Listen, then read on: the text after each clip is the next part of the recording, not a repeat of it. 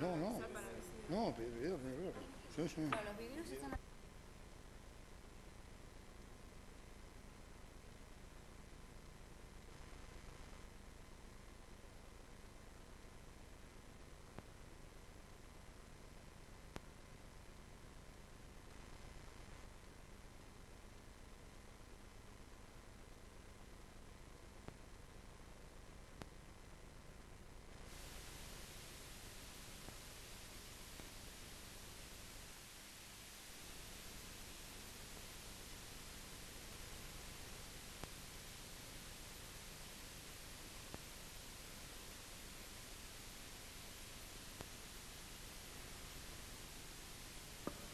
Ya estaríamos en condiciones, señor presidente, porque...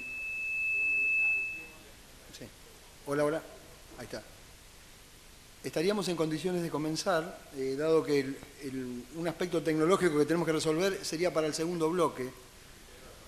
Va a haber, claro, un tema del PowerPoint que vamos a... Totalmente, ya está, señor presidente, coordinado todo.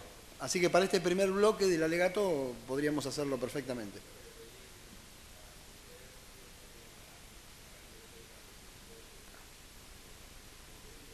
Correcto, señor presidente.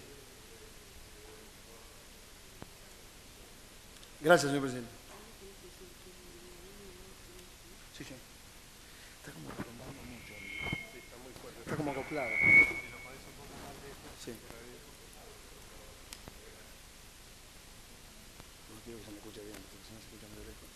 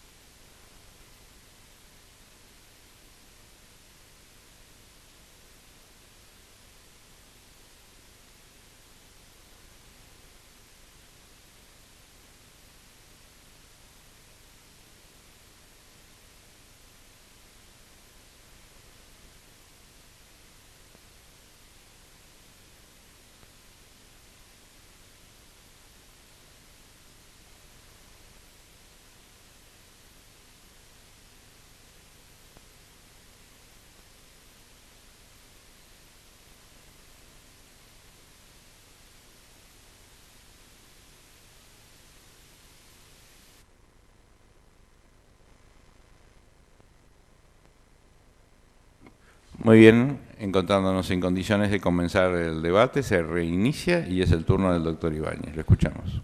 Muchas gracias, señor presidente. Bueno, ha llegado el momento en que en este juicio que ya lleva prácticamente 5 años de duración, podamos hacer nuestro alegato, podamos desplegar nuestra defensa, especialmente frente a el alegato, fundamentalmente de la doctora Savisa Reile, que entonces representaba al Ministerio Público Fiscal y hoy no está presente en esta audiencia. Quiero decir que, en principio, lamento que ella no esté presente. Me hubiera gustado, y esto lo digo con absoluto respeto, pero me hubiera gustado que ella oyera la respuesta a una serie de apreciaciones que hizo en ese entonces quien representaba al Ministerio Público Fiscal, para que tomara nota de la posición de esta defensa. Hemos soportado todos estos años con mucha paciencia y con el anhelo de poder responder contundentemente a esas formulaciones que efectuara la Fiscalía con la adhesión general de los restantes acusadores particulares. Encuentro muy ilustrativo, dado que este es un juicio donde actualmente hay 54 acusados, pero hubo más durante su trámite, por la duración que ha tenido y porque, vamos a ser sinceros, la última prueba que hubo con relación a la situación del señor Poch data de octubre de 2014, con lo cual no está de más que inicialmente, y para, dicho esto con todo respeto, pero para ubicar a vuestras excelencias en este caso, ustedes vienen oyendo hace meses alegatos sobre otras situaciones, y no es para nada desatinado hacer ubicarnos temporalmente, ubicarnos la secuencia de los hechos para que se comprenda cuál es la real situación del señor Poch y por qué, y esto corre por mi cuenta, por qué absurda razón hoy está sometido a juicio y hace 8 años que se encuentra privado de su libertad. Cabe recordar que el señor Poch fue detenido el 22 de septiembre de 2009 y en aquel entonces él residía por supuesto en el Reino de Países Bajos, tenía un solo nieto, hoy ya tiene 7, para que veamos un poco cuánta agua ha pasado debajo del puente y se pueda comprender esta situación. El señor Poch se graduó a fines del año 1972 en la Escuela Naval Militar, fue siempre un brillante oficial, ustedes pueden compulsar su legajo y siempre obtuvo las mejores calificaciones. Cada curso que realizaba siempre estaba entre los primeros de los concursantes. Tuvo la vocación de ser piloto de movida, desde el inicio ser piloto de caza y ataque, que es una especialización dentro de la aviación naval. En el año 73 él hace el curso de aviador naval, que por supuesto sale primero entre 16 concursantes.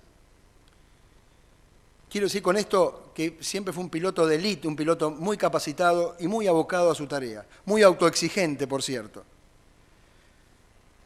Una vez que él termina ese curso de aviación, es destinado en la segunda escuadrilla de caza y ataque, que por entonces tenía un avión como dotación, un avión que se llama un avión T-28, que es un avión monomotor a hélice, un avión bastante antiguo, por cierto.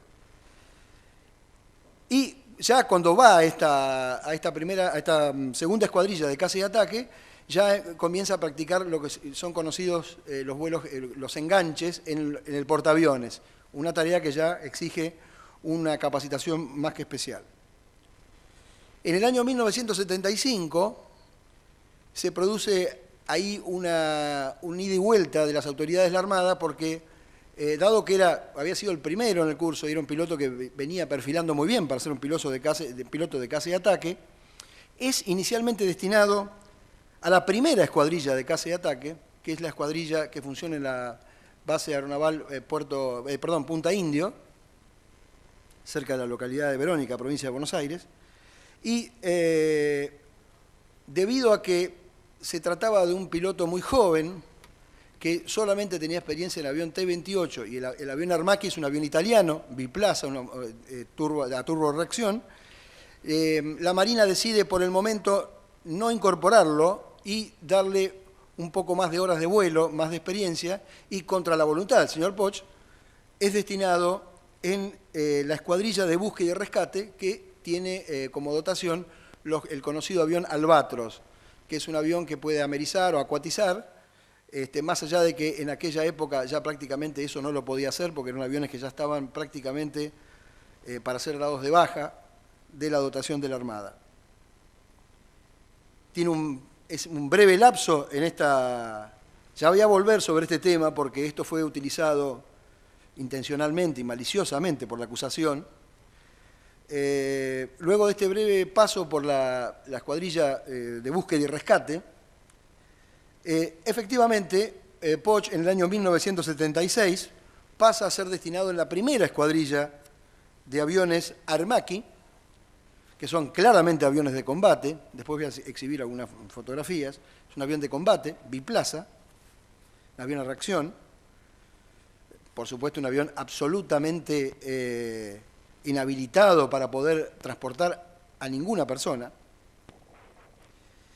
Estando en esta escuadrilla con posterioridad en el año 1977, es enviado, dado que era un eximio piloto de combate, es enviado como los mejores, por ser uno de los mejores, es enviado a hacer un curso a los Estados Unidos de Norteamérica, más precisamente a Texas, para adquirir capacitación. Vayamos viendo esto, ¿no? Cada vez que un piloto va a cambiar de aeronave, tiene que recibir una capacitación especial para estar habilitado para ser piloto de una determinada aeronave. Es enviado a Texas, junto con otros dos pilotos, junto a otro piloto, perdón, para obtener la habilitación para ser piloto del avión Douglas Skyhawk A4Q. Debido a que por aquel entonces en la Argentina no había simuladores de este avión, y es un avión que es monoplaza, de modo tal que ningún piloto puede recibir la instrucción de otro piloto porque solamente tiene capacidad para un solo asiento, un solo comando. Es enviado precisamente a Estados Unidos, donde cuentan con un avión que es el avión TA-4J, que es un avión que es biplaza, pero que se utiliza, tiene las mismas funciones, es igual que el Skyhawk, nada más que tiene para 2 plazas, que es un avión que se utiliza para la instrucción y capacitar a los pilotos en esa aeronave. Por supuesto, para hacer ese curso, el señor Poch obtiene las mejores calificaciones en el idioma inglés. Él había vivido muchos años en los Estados Unidos y aparte, tanto en la vida civil como después en la vida militar, continuó estudiando inglés y es un hombre que hasta el día de hoy tiene un inglés casi, diría yo, casi nativo, por su capacitación.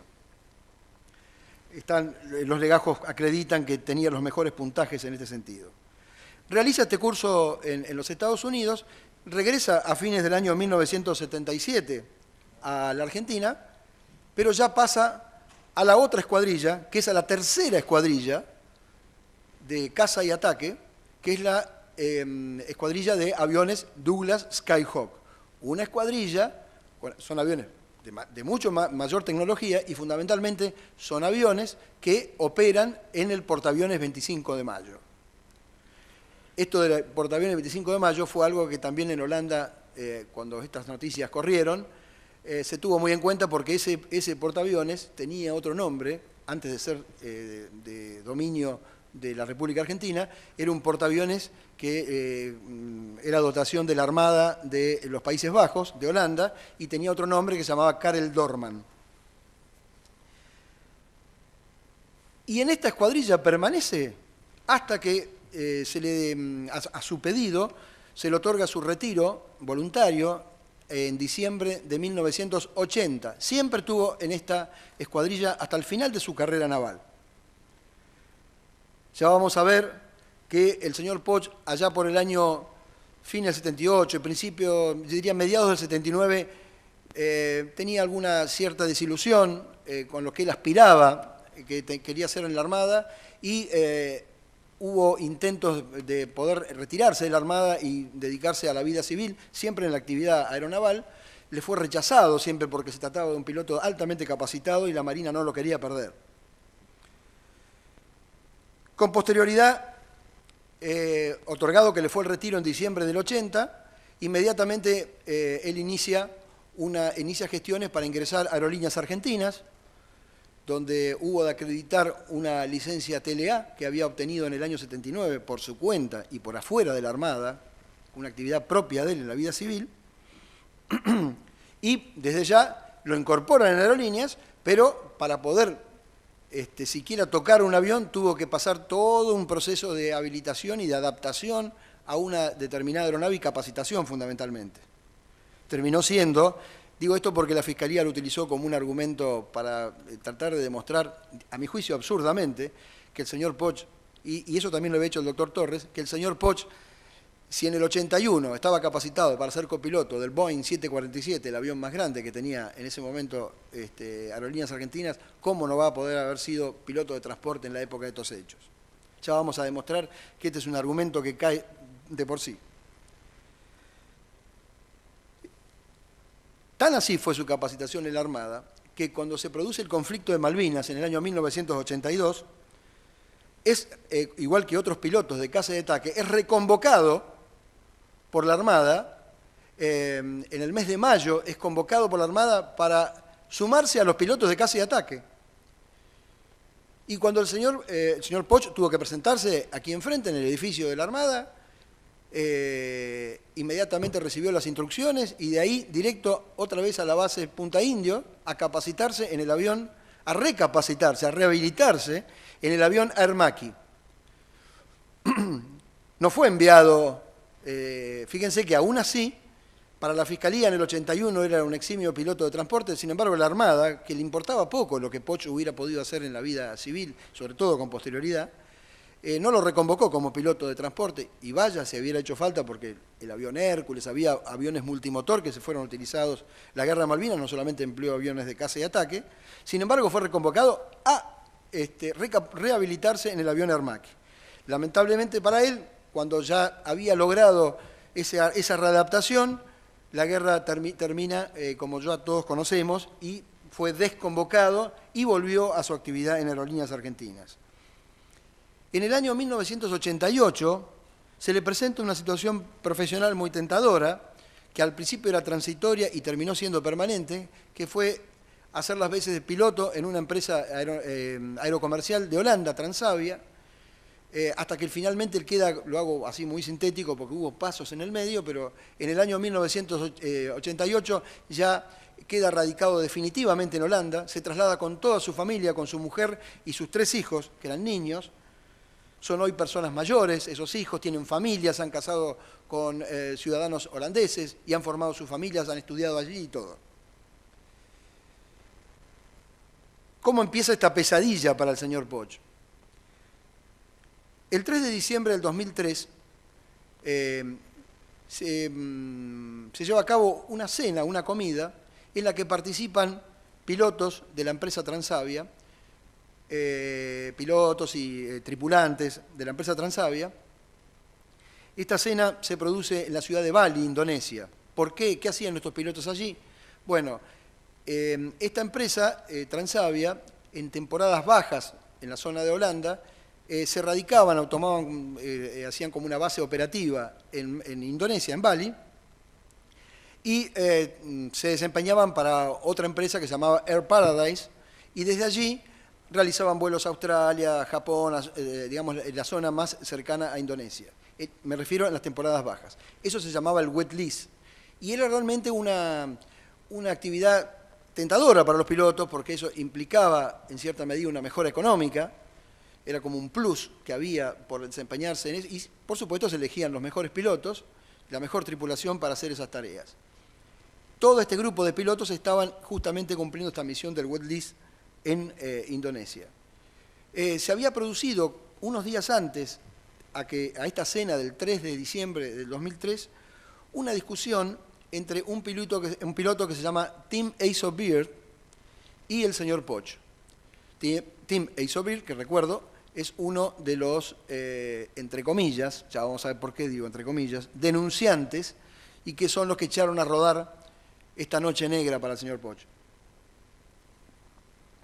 La discusión se planteó porque las autoridades de Transavia, por cuestiones de reestructuración, decidieron reducir el plantel de pilotos y decidieron convocar al señor Beer y otras personas que debían regresar a Holanda. El señor Beer, que siempre tuvo desde entonces una actividad, diría yo, gremial, era un piloto que tenía cierta contrariedad frente al señor Poch, porque era un piloto más antiguo en la empresa y no miraba con agrado que un piloto extranjero, como era el señor Poch, hubiera avanzado tanto en la empresa y hubiera llegado, ya en esa altura ya no era más copiloto el señor Poch, sino que era comandante, aparte de comandante era instructor de vuelo, les tomaba examen a todos los pilotos, y le parecía a él que al ser más antiguo él que el señor Poch, el que debía regresar era el señor Poch. Hizo muchos planteos, esto está totalmente probado en los testimonios que ya están recopilados en el proceso, pero la autoridad de Transavia finalmente decidió que el que tenía que volver era el señor Tim Beer. De modo tal que era una persona que ya en aquella comida tenía cierta aversión frente al señor Poch. En esa comida, 3 de diciembre de 2003, se produce una discusión banal, una charla, que termina en lo que ya todos conocemos. ¿Qué ocurre? Uno de los comensales hace un comentario en cierta medida descalificador con relación a la entonces princesa Máxima, aludiendo a que se trataba de una persona que era hija de un asesino, de una persona que había participado del gobierno de Videla y que no podía ser princesa. Se genera ahí empieza a generarse una discusión muy propia, sobre todo, se trataba de una charla de una persona como el señor Poch, que conocía la realidad de lo que había ocurrido en la Argentina, la realidad política, y holandeses que no tenían quizá un conocimiento acabado de lo que había ocurrido. La discusión va subiendo de tono, el señor Beer es un hombre muy testarudo, difícil, lo han dicho ya varios pilotos que declararon inclusive en este juicio. El señor Poch es un hombre muy latino, de carácter fuerte, lo dice su legajo, si ustedes repasan su legajo, varias veces dicen que es un hombre que es, se irrita, que es pagado de sí mismo, un hombre que tiene muchas convicciones firmes, y se ve que en toda su carrera naval, más allá de haber sido un brillante profesional, seguramente a sus superiores siempre le ponía los puntos sobre las íes cada vez que él no compartía algo. Comienza a desarrollarse esa discusión, y aquí empieza a desarrollarse un problema que fue lo que en principio termina generando, lo que en principio pudo ser una confusión y después ya fue una mala intención de estas personas por involucrarlo al señor Poch. La discusión se produce en idioma inglés. Esto era muy común. Primero, es el idioma que con mucho mayor perfección manejaba el señor Poch por entonces, mucho más que el holandés, a pesar de que lo hablaba. Pero era muy común que entre los pilotos se hablara en inglés, porque en esa dotación de Transavia había pilotos de otras nacionalidades. Había un piloto australiano, Wilson, había otros pilotos, de modo tal que el idioma inglés era el idioma más frecuente cuando charlaban entre ellos. Y el tema del uso del idioma no es un tema menor, como ya lo voy a explicar. Todos conocemos que en el idioma inglés tú y ustedes se dice exactamente igual. O sea, you es igual para la segunda persona del singular como para la segunda persona del plural. Y es en este esquema en el que el señor Poch trataba de explicar qué era lo que había pasado en la Argentina, que en la Argentina había habido una guerra, que había habido terrorismo guerrillero y que también había habido excesos por parte de lo que comúnmente aquí se denomina, no estoy de acuerdo con eso, pero se denomina la teoría de los dos demonios. Un léxico de una conversación propia de un quincho en la República Argentina discutiendo sobre este tema, nada en particular. Los holandeses, que no conocían la realidad argentina, ni alcanzaban a comprender sobre qué concretamente estaba hablando el señor Poch, comenzaron a comprender, en esas dificultades del lenguaje, que el señor Poch estaba asumiendo como que era parte de eso, que él lo defendía y que se estaba involucrando. Y ahí se produce un momento donde el señor Beard le dice, qué pena, según lo que él cree, desde la visión subjetiva de él cree que le dijo, qué pena, Julio, que tú hayas tenido que hacer eso. Cuando en realidad, desde la percepción del señor Poch, lo que entendió el señor Poch era, qué pena que ustedes hayan tenido que hacer eso. Les recuerdo, señores jueces, que en el idioma holandés, es igual que en el español, hay tuteo, o sea, existe el tú y el de ustedes. Está diferenciado como en el idioma español. Pero esto se dijo en inglés y lo han reconocido todos los interlocutores comensales de aquella reunión. La discusión tuvo cierto acaloramiento pasional, tratando de defender la situación, pero no pasó a mayores. Fue una simple conversación que terminó en eso. Y lo cierto es que el señor Beard vuelve a Holanda, y cuando vuelve a Holanda, ya lo vamos a comprobar, lejos estuvo de hacer una denuncia, de haber escuchado para nada. Al contrario, se quejó, con algunas personas que habló, se quejó del señor Poch, diciendo, y acá tengo que decir una palabra que por ahí es un poco grosera, pero que tiene mucho significado, habló con un piloto, que después declaró en el juicio, que se llama Aldo Knip. Esto, digamos, sé que es un poco espeso para expresarlo porque hay muchos nombres en holandés que no nos resultan familiares, pero Aldo Knip ha sido testigo en este juicio, recibió una comunicación del señor Beard, y el señor Beard no se quejó de que Julio Poch se había involucrado en los vuelos de la muerte, sino que se quejó diciendo, y acá hubo un problema con la traductora, que no hubo varios problemas con las traducciones, pero en su momento Beard dice que le dijo al señor Knip que Julio Poch era un klotzack. Esta palabra, lo tengo que decir claramente, significa boludo, pelotudo.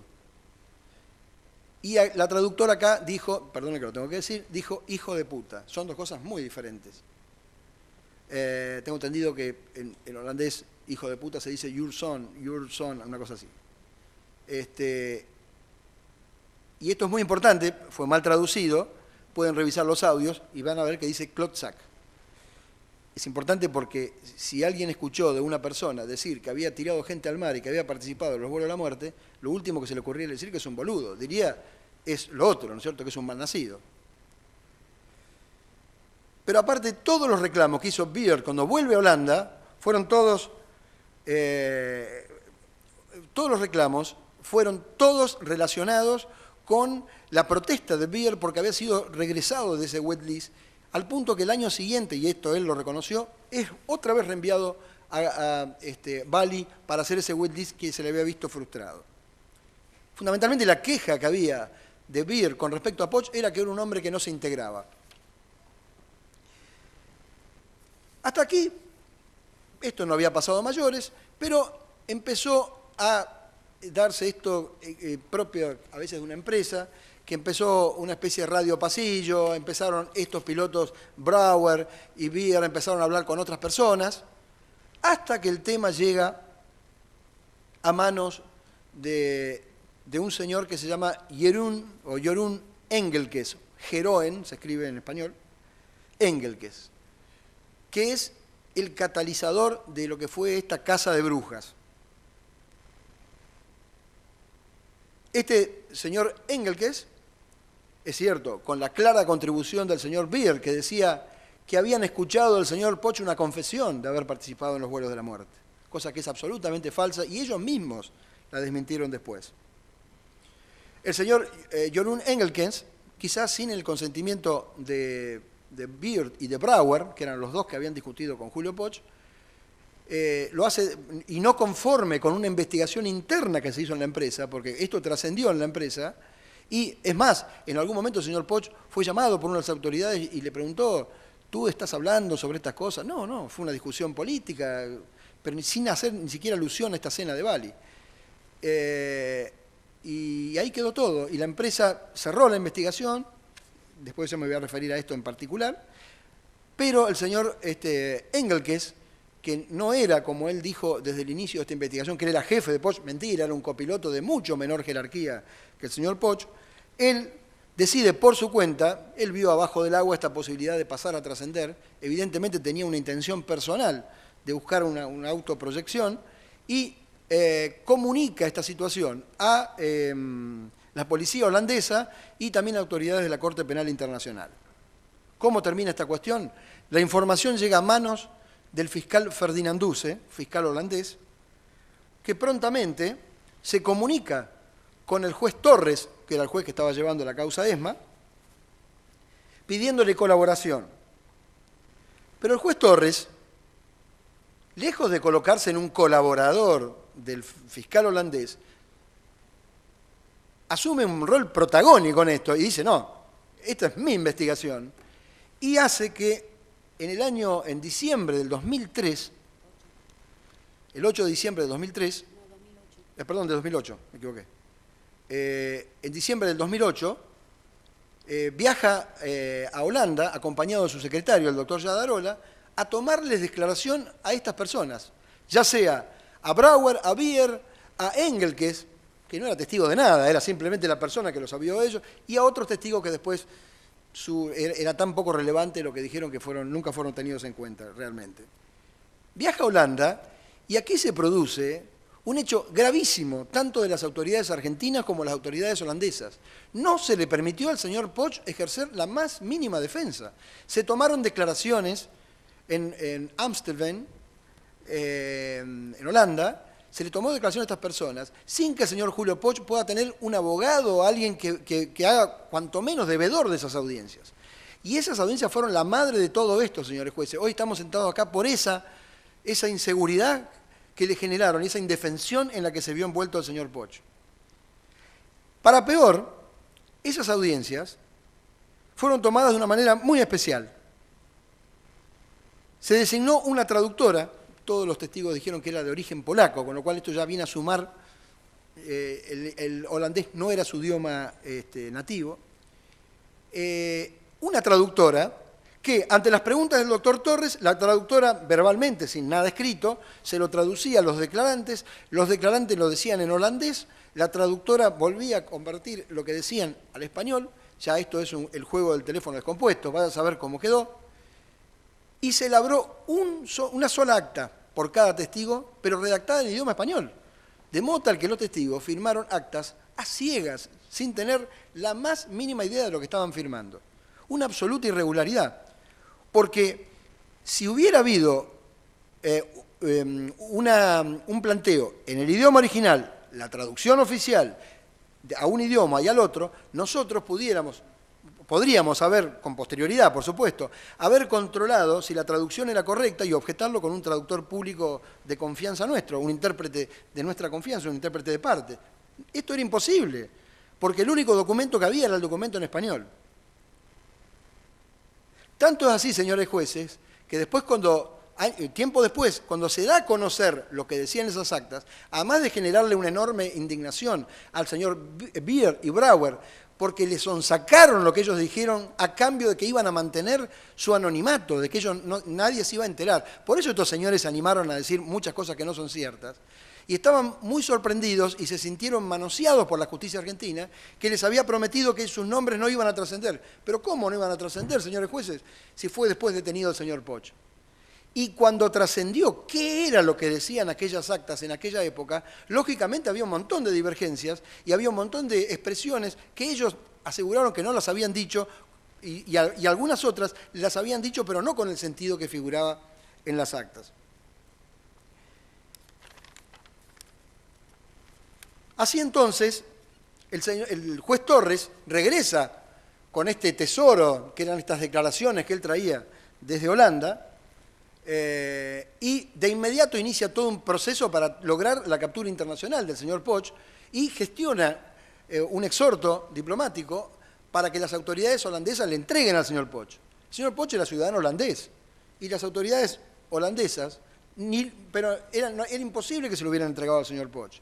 Pero se arbitró otro medio más inteligente y esto entre comillas, por supuesto, para poder sortear este problema, porque Holanda no quería reconocer esta posibilidad de que un ciudadano holandés sea solicitada su detención por las autoridades argentinas. Y lo que, en definitiva, se termina haciendo es una tarea claramente coordinada entre autoridades del Reino de España, del Reino de Países Bajos y de la República Argentina.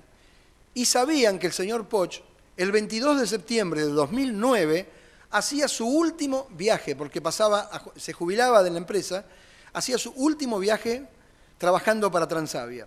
Ese viaje, por el significado que tenía para él, lo lleva a su hijo Andrés Poch como copiloto, que también era piloto en la empresa Transavia, y también acompañado de su señora, que iba también en cabina. Llega el 22 de septiembre a Valencia, y ni bien el avión aterriza y él se dispone a descender de la aeronave, es inmediatamente detenido por autoridades españolas. El señor Poch me confesó que cuando esto se produce, hasta pensó que podía ser una cargada de sus amigos, una broma. Era una broma de mal gusto, porque no tenía la más mínima idea de qué era lo que estaba pasando. Encima, en la empresa Transavia, cuando regresara de Valencia, lo esperaban con un ágape, con un festejo, porque era la despedida de un brillante piloto que le había dedicado casi 22 años a esta empresa y en la cual había reunido muchos amigos y compañeros. Se produce la detención del señor Poch y las noticias en Holanda explotaron. Dicho sea de paso, les quiero comentar que el señor Poch pasó la primera noche preso en España sin saber todavía, lo único que le habían dicho era por qué él había estado basado en la ESMA. Más desorientado todavía. Mi vida estuve en la ESMA, no tengo nada que ver. Y después cuando empieza a leer los diarios, en los días siguientes, y cuando empieza a recibir las cortísimas visitas de su familia que le permitían, empieza a enterarse de por qué estaba detenido. No salía de su zozobra. En los medios holandeses comienza a trascender por qué el señor Poch estaba preso. Y empiezan a decir, bueno, un periódico decía osadamente, se habría jactado de tirar gente al mar. Otros decían, les reconoció que él participó. Hasta hacían alusión a un gesto que había hecho con la mano, ya me voy a referir con esto. Todos los medios. Y fundamentalmente decía lo que habían declarado Brauer, lo que había declarado Engelkes. Sus nombres explotaron, trascendieron. Esto, imagínense, en la empresa Transavia fue como una explosión. Porque nadie podía creer que esto pudiera ser cierto, de que el señor Poch hubiera participado en tan aberrantes crímenes. Pero además, con el correr de los días, empezaron a comprobar que estos dos pilotos no habían oído, primero había algunos pilotos que habían presenciado la discusión, que estaban en la mesa esa noche, que claramente dijeron, pero esto no es como dicen los diarios. Julio Poch nunca dijo que él hubiera participado de estos hechos. No fue así. Y otros pilotos que, amén de asegurar de que el señor Poch, de tener la absoluta convicción de que el señor Poch no debe haber participado de tan aberrantes crímenes, empezaron a ver situaciones que demostraban que no era cierto que el señor Poch hubiera confesado eso, pese a no ser testigos de la cena en Bali en el 2003. ¿Por qué? Porque, por ejemplo, hubo un caso de un piloto, Erkelens, que fue a una reunión que se llama de feedback, que son estas reuniones que se hacen en las empresas cada tanto donde se escuchan los reclamos de los pilotos, cómo va la empresa. Es una forma de contactarse las autoridades con sus empleados, o con, en este caso, los pilotos, ver las novedades, qué cosas a corregir. Y en una de estas, uno de los expositores fue Brauer, y un piloto le preguntó, no podía salir de su consternación, ¿pero es cierto que Julio dijo que él había hecho esto? ¿Sabe qué contestó él? No, como diciendo, no va a ser tan tonto. Pero por la forma que él defendió al gobierno militar, él debe haber estado involucrado. Cuando los pilotos holandeses se dieron cuenta que se trataba de una convicción, de una percepción que ellos habían tenido, se dieron cuenta que esto era una situación escandalosa. Julio Poch estaba preso en España, aislado de su familia, por lo que estos señores habían echado a rodar, pero que ahora decían, no, es una percepción. Y le empezaron a decir, pero tú tienes que decir esto ante la justicia, tú tienes que aclarar esto, porque esto no es lo que dicen los diarios, no es lo que dice la acusación contra Poch. Pero finalmente, bueno, por supuesto el señor Poch lo primero que intenta, dado que esto tenía una sola raíz, porque no había ninguna prueba que pudiera acreditar que él había sido piloto de esos vuelos, que el problema era en Holanda y que era imprescindible que en Holanda estas personas fueran a declarar ante un juez y que ratificaran cómo era la cuestión, con un juez imparcial, no con un juez que fue a armar prueba con traductora mal presentada, ni con todo lo que ocurrió, y con una participación de la defensa. Pero no obtuvo ese beneficio, pese a que tuvo audiencia con las autoridades judiciales holandesas. Las autoridades holandesas no se involucraron y no permitieron que el señor Poch sea extraditado de España al Reino de Países Bajos para que él pudiera defenderse y aclarar esto. Frente a esta situación, y en parte por consejo de este defensor, quiero aclarar, no había posibilidad de que yo pudiera viajar y él tenía posibilidad de usar el teléfono 5 minutos. Y en 5 minutos le tuve que explicar, 5 minutos que el primero y el último se van en saludos, le tuve que explicar que ya como estaba planteada la cosa, le convenía venir acá y acá defenderse, porque era tan clara la situación, como lo es hoy. Y aceptó ser extraditado a la República Argentina. En mayo del 2010, viene extraditado de España a la Argentina. Cuidado, esto también quiero decir, España cuando concede la extradición, se demoró un poco el proceso de extradición, porque España ponía como condición que no se lo podía, en caso de derribar un pronunciamiento condenatorio, no podía ser condenado por prisión perpetua porque en España no existe esa pena, y la Argentina aceptó esto. Digo esto porque parece ser que los acusadores no se han enterado de esto, como tampoco se enteraron de que las acusaciones sobre abusos sexuales no habían sido permitidas por el tribunal, igual aún así alegaron. Bueno, esto es lo mismo, desconocieron absolutamente esta limitación, quizá no lo vieron, no prestaron atención, pero pidieron prisión perpetua para él, pese a que eso no puede ser, no es posible la aplicación de una pena en ese sentido. Por supuesto, el juez Torres, cuando había pedido la extradición, lo hizo por 615 casos, lo involucraba con casos donde eran personas que habían estado detenidas y habían estado en la Escuela de Mecánica Armada, e inclusive muchos habían recuperado su libertad. Entonces, le extendió todos los casos, aún fuera de los que podrían ser de los vuelos de la muerte. Esto, el 28 de octubre del 2010, la Cámara Federal anula el procesamiento del juez Torres y le ordena profundizar la investigación. Porque, ¿qué pasa, señores jueces? Todos estos testigos que empezaron a ver lo que estaba pasando y que esto era una casa de brujas y que era una bola de nieve basada en mentiras, en apreciaciones personales, desesperados por tratar de colaborar con el señor Poch, obviamente no podían venir todos y viajar acá y ser oídos por el juez Torres. Y optaron, consejo mío mediante, que se presentaran un escribano holandés y que relataran qué era lo que ellos habían visto, uno que estuvo en la cena, otro que escuchó lo que ellos explicaban, para demostrar que no era cierto lo que se estaba diciendo. La causa fue inundada de actas notariales que venían con la postilla de la Haya, debidamente certificadas en el expediente. Esto hizo que la Cámara Federal se diera cuenta que acá la cuestión, si bien la Cámara confirmaba, aquí se dieron cuenta que acá había una cuestión que había que prestar mucha atención y anula el auto de procesamiento, le ordena profundizar la investigación y el juez Torres encuentra como una posibilidad de poder profundizar la investigación, en vez de citar a los testigos que vengan acá, directamente esta vez, claro, como esta vez sabía que iba a ir yo, que no iba a pasar lo que pasó, ordena librar un exhorto a las autoridades judiciales holandesas para que, sobre la base de un pliego de preguntas, los testigos contestaran. ¿Qué testigos fueron? Los testigos, me refiero a Brouwer y Beer, y otro testigo que se llamaba Dausker, que ya voy a hablar de él, y también todos aquellos que se habían presentado y que habían formulado esas apreciaciones frente a un notario, frente a un escribano holandés, pudieran hacerlo delante del juez. Se me autorizó mi presencia, motivo por el cual en enero del 2011 se llevan a cabo estas audiencias en el Tribunal de La Haya, en el Juzgado Federal de La Haya, a cargo del doctor Glass. Se hacen estas audiencias donde, debo decirlo, se me dejó participar, por supuesto con un traductor mediante, participar activamente en esas audiencias. Estos testigos, señores jueces, concurrieron asistidos por una abogada. Yo hice el planteo en su momento que los testigos en la República Argentina no tienen abogada, porque los testigos tienen que declarar sobre lo que han percibido por su sentido, no tienen que declarar según cómo los asesoran.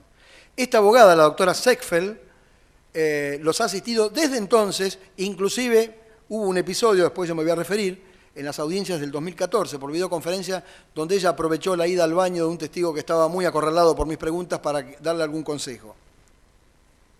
Digo, son testigos que tienen, todos los testigos que pretendieron estar contra Poch tienen un solo patrocinio letrado. Figura que en la República Argentina no es admisible. Por razones, el juez me preguntó cuál era la razón de mi planteo y lo entendió adecuadamente, ¿no? Se hacen estas audiencias en el 2011 y se produce un episodio que me hizo interpretar, se terminó la causa Poch. Cuando declaran estos testigos, ya obviamente en un contexto donde ya tenían muy claro el daño que habían causado y se habían dado cuenta que se habían prestado, y así lo dijeron, prestado a declarar al juez Torres en esas condiciones, y ellos dejaron muy en claro, no oí al señor Poch decir que él había tirado gente al mar. Nunca usó la primera persona. Yo nunca oí que él haya hecho eso de su avión. Nunca lo oí. Fue una interpretación nuestra, una deducción. Y esto es muy claro. Concepto básico, hasta diría, de la psicología. Si en este momento el doctor obligado se levanta y se va, me preguntan a mí, ¿qué pasó con el doctor obligado? Yo no voy a decir, tuve la percepción que, o interpreté que él se había levantado y se había ido. No, lo vi que se levantó y se fue. Es una posición subjetiva frente al objeto, muy diferente al de la apreciación o de las conclusiones. Yo no necesitaría sacar ninguna conclusión de que el doctor obligado se ha levantado porque yo lo vi directamente. Y esto cambia sustancialmente las cosas. Más allá de que pudiera, y no me voy a detener en esto, que pudiera ser sumamente objetable, que esto pudiera, vamos a suponer que el señor Poch hubiera confesado. La confesión, para ser como tal, debe reunir un montón de requisitos. Pero esto ni así ocurrió. Ni remotamente. Pero, regresamos a la Argentina, debo decir que desde diciembre del 2010, unos días antes de que se efectuaran las audiencias en La Haya, la Cámara Federal le otorgó la excarcelación al señor Poch, entendiendo que estas pruebas eran muy relevantes y que no se lo podía tener detenido hasta tanto se logren todos esos testimonios. Esa libertad quedó obturada cuando el 9 de junio del 2011, después de todo el material que había venido de La Haya, se demoró unos meses porque hubo que hacer traducciones, eran largas audiencias. No obstante ello, el juez Torres dispuso procesarlo con una situación muy peculiar que la he planteado, señores jueces, cada vez que he pedido la excarcelación del señor Poch. La propia resolución lo dice, esto no es una cuestión que lo digo yo, sino la propia resolución dice, le ordena al secretario que establezca por conducto telefónico comunicación con el defensor para que el señor Poch se presente. Inmediatamente se lo comuniqué a mi asistido y a los 2 minutos estaba presentado en el juzgado para quedar detenido y sabiendo que esto iba a ser por mucho tiempo. Y así estamos hoy. Ya pasaron, desde aquel 2011, han pasado más de 6 años desde aquella nueva detención. Y señores jueces, es hasta cierta medida desesperante, y lo he hablado muchas veces con mi asistido y con sus familiares, ver que en este juicio ya no sea, el señor Poch no debió haber venido nunca a este juicio, pero ya estando aquí, desde el 2014, desde octubre del 2014, que no se ha hablado nunca más del caso de él, no ha habido nada más. Han pasado prácticamente 3 años más desde que esto se produjo en octubre del 2014 y estamos aquí esperando hasta que algún día vuestras excelencias resuelvan la situación. Desde ya conozco, ¿no es cierto?, que este no es un juicio solamente respecto de él, pero comprendan ustedes también la desesperación del señor Poch, que los años se le van y estos 8 años que él ha estado privado de estar con su familia no se los va a devolver nunca a nadie. Entonces, hecha esta introducción, voy a empezar a analizar, porque es muy común que cuando las defensas hacemos nuestro alegato, ya lo han hecho los acusadores. Entonces, nuestro alegato, lo que teníamos pensado decir, se modifica desde el momento que introducimos en nuestra argumentación la respuesta a lo que han dicho las acusaciones. Debo decir que casi con exclusividad quien se dirigió al señor Poch fue el Ministerio Público Fiscal, la doctora Zoisa Reilly.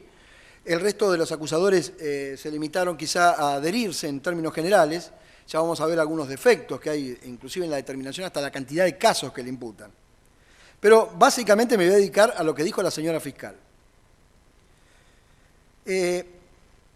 La señora fiscal en su alegato dijo: durante la investigación del llamado tramo Vuelos de la Muerte, hemos escuchado infinidad de veces que lo único que liga a los aquí imputados al juicio es la confesión, realizada en distintos ámbitos, en el sur de la Argentina, por Cisulgés, en Bali, Poch, en el aeropuerto de Seiza, Ormelo. Esta circunstancia ha producido cierto malestar, y fíjese lo que dice la fiscal, y con razón. Está claro que estos argumentos que han sido instalados de manera general son un producto de un análisis parcializado de la prueba. Este Ministerio Público Fiscal jamás, fíjese la promesa que hace la fiscal, este Ministerio Público Fiscal jamás sostendría una acusación penal de tan envergadura utilizando como prueba dirimente los relatos de aquellos testigos que oyeron determinados comentarios. No hizo honor a la palabra la doctora Zoisa Reilly. Cabe consignar, más de la mitad del alegato estuvo dedicado al testimonio de los testigos holandeses. Y en una suerte de alarde, digamos, de lo que ella tenía para mostrar sobre el caso Poch, dice: para imputar la responsabilidad penal que les cupo a los aquí imputados, nos valdremos de las pruebas que forman parte de este juicio. Mentira, señores jueces. Yo les voy a probar a ustedes los argumentos fuera de esta confesión que la fiscal dice no es importante, no la tengo en cuenta. Mentira, sí la tuvo en cuenta. Pero vamos a probar una a una las argumentaciones de la fiscal, que son todas intencionalmente fabricadas con tal de poder involucrar al señor Poch a como dé lugar. El señor Poch no es culpable que a este juicio no hayan traído, si es que los vuelos de la muerte existieron, cosa que nosotros no ponemos en duda, no va a ser parte de esta defensa cuestionar la existencia o no de los vuelos de la muerte, pero no es el modo de resolver la situación trayendo aquí gente inocente.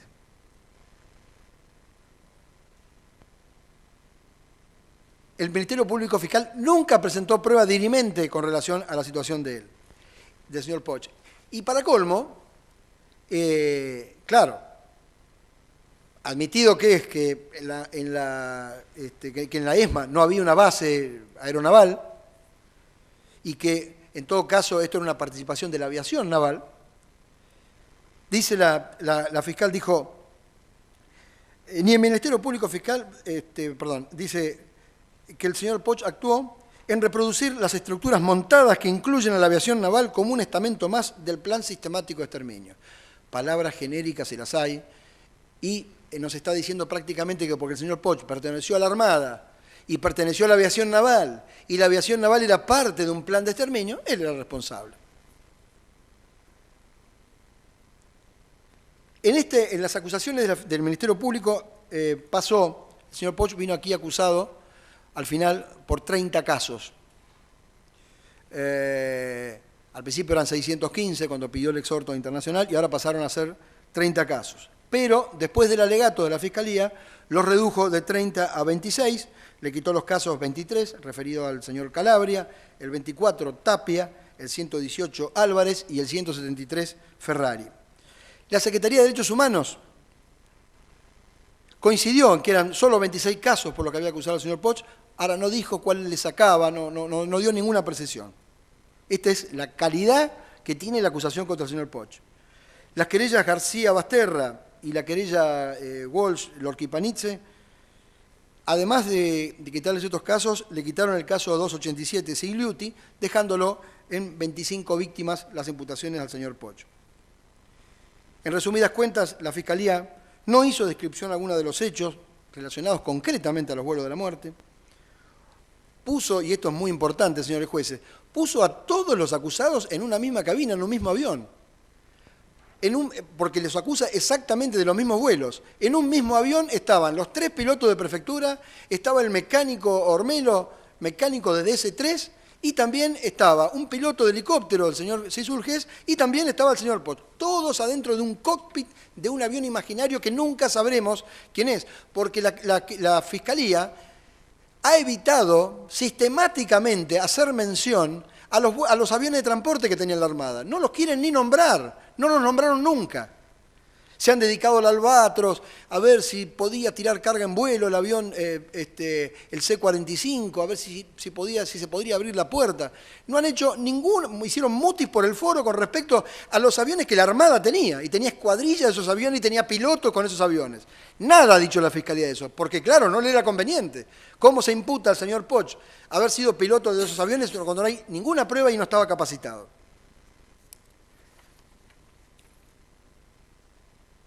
Pero entonces, y acá venía lo que adelantaba recién, la propia fiscal dice, como la Escuela Mecánica de la Armada no tenía base, no tenía aviones, cada vez que necesitaba, para hacer los traslados para los vuelos de la muerte, cada vez que necesitaba aeronaves, ¿a quién se lo pedía?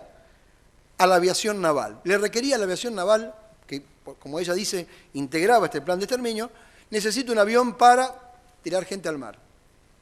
Yo me pregunto, ¿por qué extraña y absurda razón la Armada iba a designar para ser piloto o copiloto de estos aviones a un piloto que se encontraba a 700 kilómetros de la ciudad de Buenos Aires, que estaba, como ya vamos a probarlo, todos los días dedicado a adaptarse y volar en un avión de caza y ataque monoplaza o biplaza según los años, ¿sí? 77 o 78? ¡Qué absurda razón!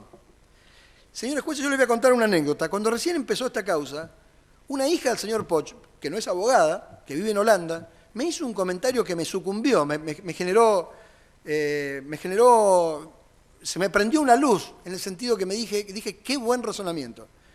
Me decía la hija del señor Poch, pero pensando en lo que lo están acusando, yo me imagino que la Armada, si hizo estos vuelos, los tendría que haber hecho en forma surrepticia, que nadie los vea, que nadie se entere.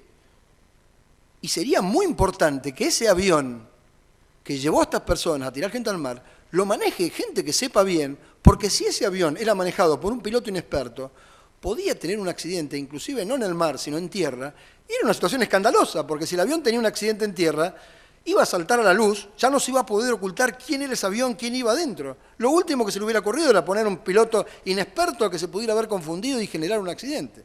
Me pareció un razonamiento genial, porque es lo que está dando apoyatura a lo que les estoy explicando.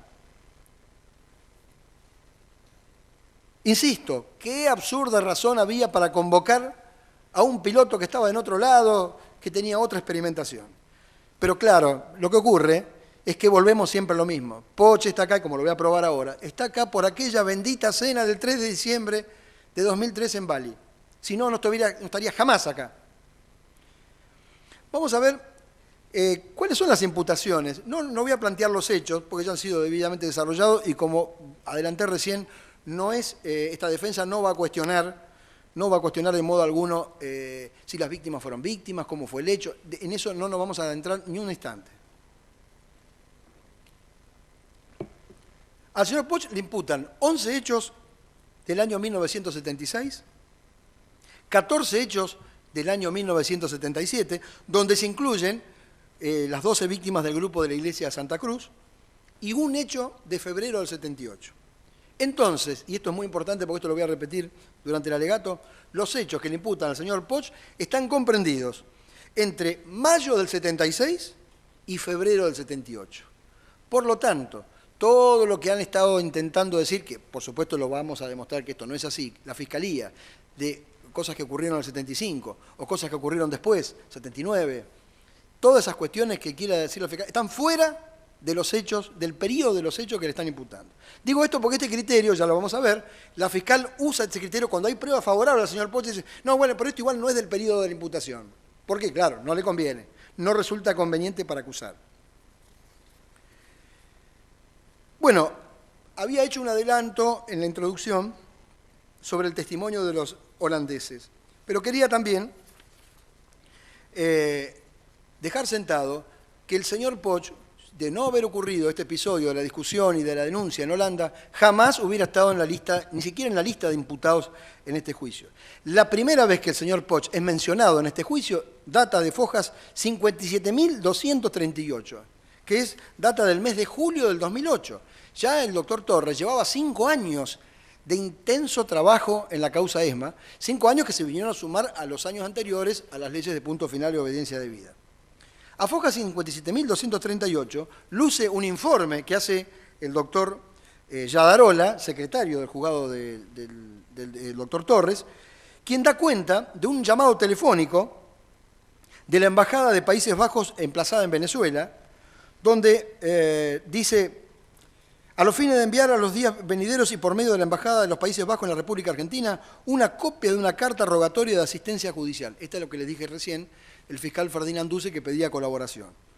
Deja sentado esto, se producen unas mínimas diligencias y a Fojas, digo esto a la Fojas para que ustedes lo puedan controlar, Fojas 57.271, y esto para probar que el señor Poch no, como dicen los chicos hoy, no existía en esta causa, 57.271 mediante una providencia de fecha 11 de agosto del 2008, ¿qué ordena el doctor Torres? Requiérase mediante oficio de estilo de la Armada la remisión, en el término de 72 horas, de los originales de los legajos personales de Poch.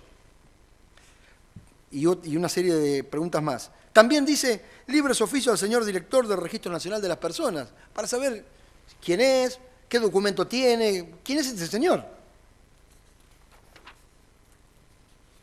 Esto es muy importante porque una cosa que generó, con toda lógica, muchas dudas en los holandeses, que no podían, que aparte de ver esto, que no había sido tal confesión, inclusive recuerdo en la audiencia esta de La Haya en el 2011, el señor Brouwer con su abogada Seckfeld me abordaron, debo decir respetuosamente, y me preguntaron, ¿cómo es posible que el señor Poch esté preso nada más que por lo que dijo mi cliente? Y le dije, sí señora, y le mostré esta misma foja que les estoy mostrando a ustedes ahora. Fíjese, el señor Poch empezó a existir en esta causa a raíz de lo que su cliente declaró.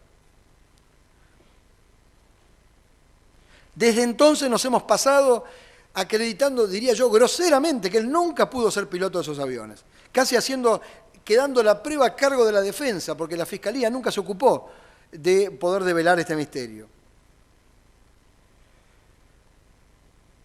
Claro, el fiscal sigue insistiendo que estos testimonios no fueron dirimentes, pero como dije recién, le dedicó más de la mitad del alegato a este punto.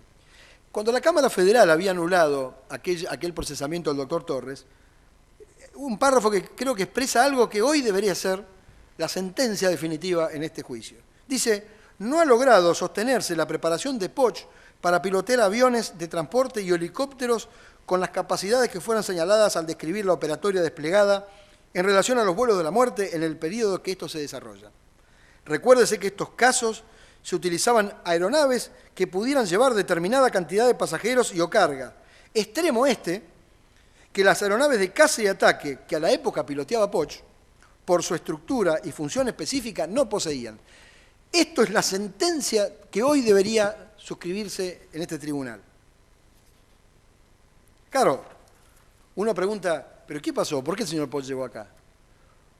Ese segundo procesamiento del doctor Torres, después de que habíamos probado en las audiencias de La Haya de que no habían escuchado semejante confesión y ya estaba suficientemente probado que Poch no había sido piloto de esos aviones, la Cámara terminó resolviendo, yo los invito a que lean las consideraciones, en un párrafo, no me gusta ser autorreferente, pero esto ocurrió, me elogiaron como defensor, diciendo que la enjundia que le había puesto a la defensa, que habíamos aportado todas las pruebas, inclusive en un lenguaje, diría yo, entre líneas, dan a entender que el señor Poch había hecho descargos que eran verosímiles y que era muy creíble lo que decíamos, pero ¿qué sostiene la Cámara? Igual lo ideal para terminar de dilucidar todo hubiera sido, es el juicio oral, que es el medio adecuado para tratar de esclarecer todo. Claro, puede ser razonable, pero con un señor que está preso desde entonces y privado de su libertad y esperando este juicio. Nosotros, les consta, vuestras excelencias, antes de empezar este juicio solicitamos que el juicio sea solo respecto al señor Poch o en todo caso del tema vuelos de la muerte, pero que no se subsumiera estos casos al megajuicio que teníamos en puerta. Creo que no nos equivocamos en el planteo. Hoy ya hubiera habido justicia hace mucho tiempo. La Fiscalía, en este alarde que hace de que los testimonios holandeses no son tan importantes, intentó dibujar, diría yo, o presentar la idea de que los testigos fueron presionados, que los testigos cambiaron, o sea, no es porque declararon mal ante Torres o que fueron mal traducidos, sino que los testigos fueron presionados. No hubo tal presión, señores jueces. Lo que pasó es esto. Imagínense ustedes, en este contexto, empezaron a preguntar todo, pero es cierto, ¿cómo puede ser cierto? Y ellos no tuvieron ningún empacho en explicárselo a cuanto compañeros de Transavia se lo preguntaban. Iban a las reuniones y contaban esto, ya han habido testigos acá, Magno Martin, un testigo, otro testigo que se llama Erkelens, que fueron compañeros, fueron copilotos de Tim Beer, por ejemplo, en algunos vuelos, y Tim Beer no hacía otra cosa que hablar de este asunto, y estaba muy dispuesto a contestar y hablar, no era que se sintieran presionados.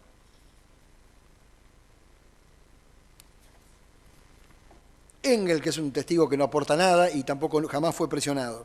Pero cuando se produce la detención de Poch, sí les fue enviado a ellos, ellos empezaron a recibir o comentarios o preguntas, pero también compañeros de la empresa que les enviaban emails, no secretos, no anónimos, como intentó decirlo la Fiscalía, sino compañeros o excompañeros que le preguntaban a ver si esto era cierto. Uno de ellos fue Hans Decker, que era un piloto que ya por el año 99 se había jubilado y estaba radicado en Canadá.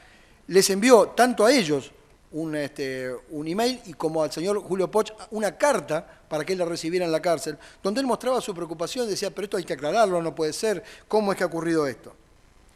Por otra parte, muchos compañeros del señor Poch, que estaban ya al terminar de escuchar las explicaciones que dan estos pilotos y conociendo las condiciones morales del señor Poch, formaron una fundación que se llama Fundación por Julio Poch, se llama juliopoch.org, Fundación Justicia por Julio Poch, que se llama juliopoch.org, que hasta el día de hoy, creo que hoy están, en la medida de sus posibilidades, también viendo este alegato por internet. Digamos, esto se generó como consecuencia de que todo el mundo tuvo una conciencia absoluta de que esto era una casa de brujas y era una absoluta injusticia. Y así fue como contaba recién, se fueron presentando los distintos pilotos tratando de asentar su verdad.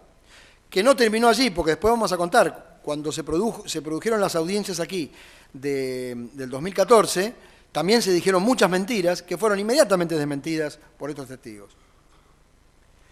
La Fiscalía también intentó decir que allá por el 2010, el testigo Chris Duisker se escribe, que había estado presente en la cena de Bali, pero que no quiso firmar nunca la denuncia de Brouwer y la denuncia de Beer con Engelkes. En el 2010 fue entrevistado por el hijo del señor Poch. Digo esto porque la fiscal dijo que la familia había salido a presionar a los testigos. Fue entrevistado por el hijo del señor Poch, pero el hijo del señor Poch no le pidió que declarara ninguna mentira, ni mucho menos. Lo que le preguntó es, ¿vos estuviste presente? ¿Vos escuchaste qué es lo que dijo mi padre? No. ¿Vos escuchaste que mi padre haya dicho que haya participado? No, yo no lo escuché. Lo que te pido, que vayas a un escribano y digas que vos no escuchaste eso. No que él dijo, no, yo no estuve, sino directamente que vos no lo escuchaste. Eso es todo lo que le pidió. Dausker dijo, bueno, lo veré, después nunca hizo nada, hasta que declaró en el 2011 en La Haya. Que aparte, el señor Dausker no era testigo, no había sido ofrecido como testigo y no había declarado ante el juez Torres, por supuesto, ¿no? O sea, en el 2010 estoy hablando. Hubo otros episodios que también la Fiscalía lo intentó explotar para tratar de mostrar una presión sobre los testigos. Hubo una situación totalmente accidental, que es el hijo del señor Poch, que sigue trabajando en la empresa, mientras su padre está preso aquí, él sigue trabajando en Transavia. Se confundió de auto y al acceder a uno de los vehículos, en vez de subir al vehículo del señor Neil Stack, que era el comandante que había volado con él, subió al auto que casualmente estaba el señor Beer dentro del auto. Impresionado por la situación, Beer le dijo, no, yo te acerco hasta donde tengas que ir a buscar tu auto. Digo esto porque en Transavia los comandantes tienen los autos estacionados muy cerca de donde ellos salen, pero los copilotos lo tienen muy lejos y tienen que caminar o tomar un bus.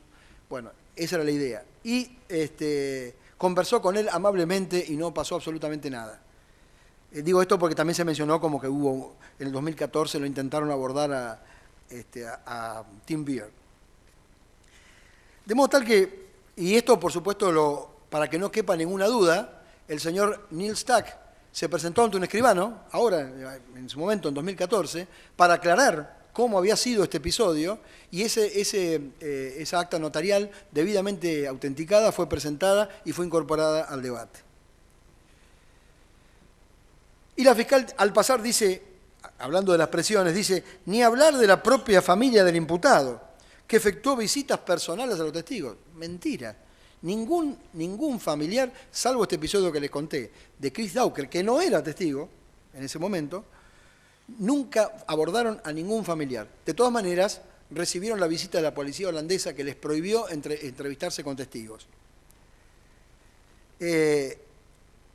Lo que sí hizo la familia Poch, a pedido del señor Poch, fue introducir, hay un canal, digamos, de información que se llama Transnet, que es un internet, digamos, interno dentro de la empresa, donde escriben siempre los pilotos, la familia. El señor Poch, desde la cárcel, redactó dos cartas, una en su momento y otra posterior, tratando de comunicarle a sus colegas de la empresa qué era lo que estaba pasando. Que yo le voy a leer la primera, que se van a dar cuenta que está muy lejos de ser una carta intimidatoria, ni mucho menos. A mis estimados amigos y colegas de Transavia, el pasado 22 de septiembre debería haber sido mi feliz vuelo de despedida, pero en lugar de eso se convirtió en una pesadilla. Desde una celda de prisión en España es imposible defenderse de tantas mentiras y falsas acusaciones. Aquellas personas que me conocen bien ya tienen la certeza de que estas acusaciones son falsas, con palabras que jamás he pronunciado y con actos que nunca he cometido. Totalmente impactado, siendo ciudadano holandés, nadie comprende cómo la justicia holandesa no me permitió probar mi inocencia en los Países Bajos, lo que les contaba recién. Muchas gracias por las numerosas expresiones de su amor y apoyo para mi familia y para mí, que nos ayudan a ser fuertes y confiados que podemos pelear esta enorme injusticia. Apreciamos y necesitamos su ayuda y sus plegarias. Finalmente deseo decir que ha sido un placer trabajar y volar para Transavia por más de 21 años. Siempre atesoraré los maravillosos recuerdos de mis vuelos con un equipo de colegas excelentes y profesionales. Dios los bendiga a todos, Julio Poch. Como se ve, esto tiene poco de amenaza y sí tiene de la situación de desesperación de una persona que está presa por una enorme injusticia. Ahora, señores jueces, vamos a empezar a ver qué pasó en la audiencia, en las audiencias que por videoconferencia se celebraron en este tribunal oral. Me voy a referir primero al testigo Fred van Heukelom, que fue un piloto que estuvo presente en la cena y que ocupa el lugar de la señora de Poch, la señora Grete Poch, que se levantó en un determinado momento a conversar con otros comensales, y ese lugar lo ocupa Fred Van Heukelom, que fue testigo de la discusión y cómo se desarrolló. En el 2010, cuando estas noticias echan a correr, yo les había contado que muchos compañeros fueron a una escribanía a contar su historia. Dice, el 2 de diciembre del 2003 estuve presente en una cena en el restaurante Gado Gado en la isla de Bali, Indonesia, por invitación de Air Paradise International, a la que también asistieron los colegas Reinhold Brauer, Beer y Julio Poch. En esta cena hubo una discusión sobre el papel del régimen argentino durante la guerra civil en el periodo 1978-1983. Yo declaro que Julio Poch en esta discusión, según lo que yo recuerdo, nunca declaró que él mismo habría tomado parte en los llamados vuelos de la muerte que fueron realizados en aquella época donde las víctimas fueron arrojadas desde los aviones. Esto lo dijo el señor Van Heukelom. Ante un escribano lo reiteró y lo ratificó en el 2011 cuando aquellas audiencias que pude ir yo ante el juez federal de La Haya, y vamos a ver ahora, lo repitió con otras expresiones, pero diría yo hasta con más seguridad, en la audiencia del 16 de octubre del 2014. El señor Van Heukelom también reconoce esto. Voy a pedir ahora, por favor, si pueden exhibir el video número 1. Tijdens dat diner Durante esa cena werd op een gegeven moment ontsproot zich een discussie se originó una discusión waarbij de periode in Argentinië, waar we het nu over hebben, ter sprake kwam. donde se habló sobre el periodo que ahora se discute justamente sobre hechos de la Argentina.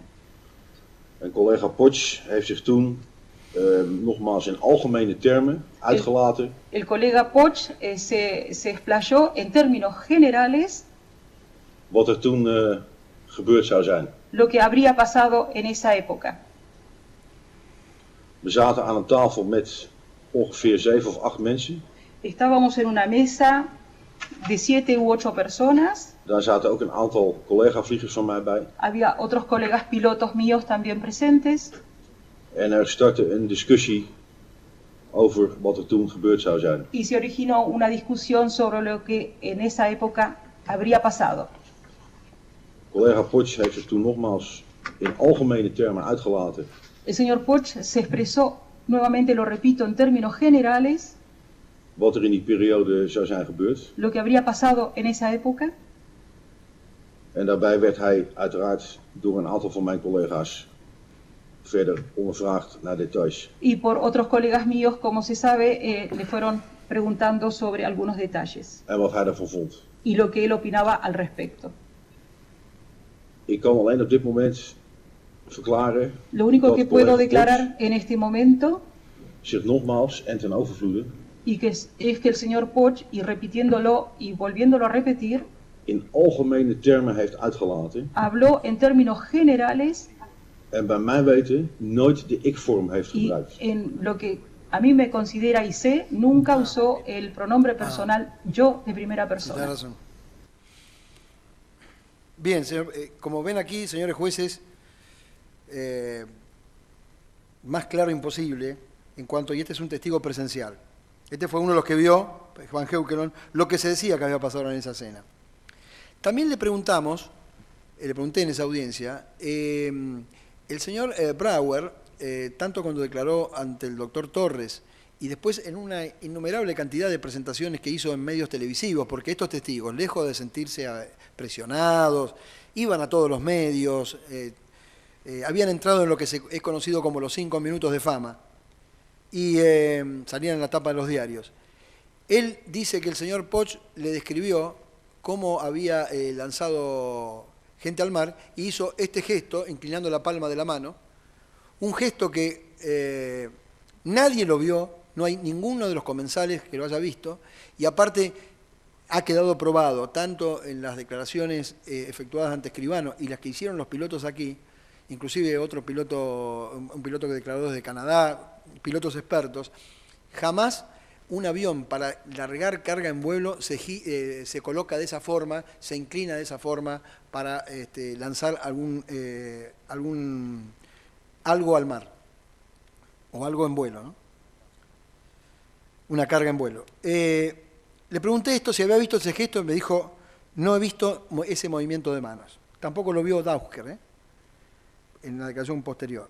Después le pregunté, señor Van Heukelom, ¿usted recuerda haber hablado con el señor Poch sobre qué tipo de aviones había sido piloto en la Armada Argentina?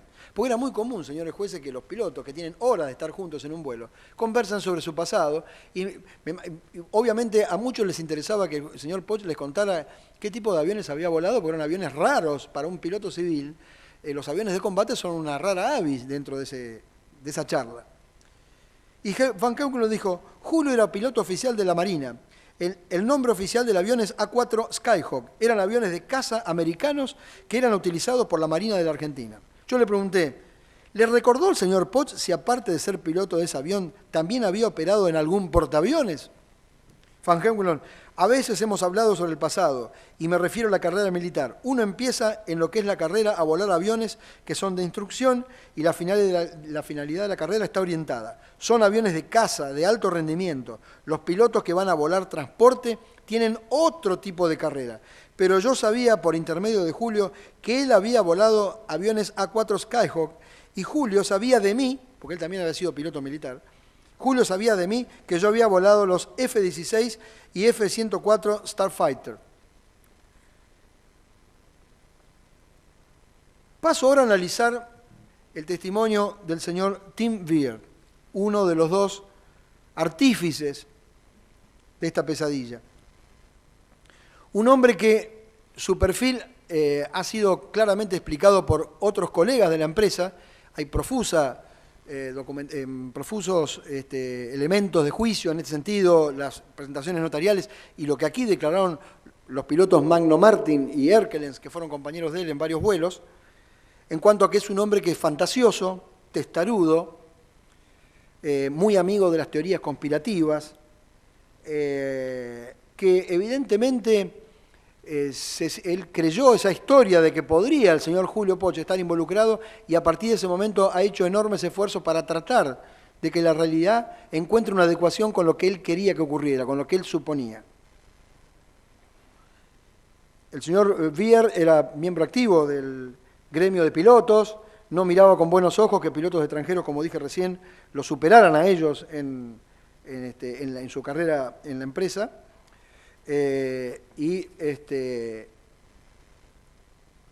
Por supuesto, fue uno de los que echó a rodar este tema. Ya en el 2011, como dije recién, él ya le había dado un giro copernicano al tema, y ahí fue cuando dijo, fue una percepción, para mí, yo entendí que él estaba involucrado, pero yo le voy a pedir ahora que pasen por favor el video número 2.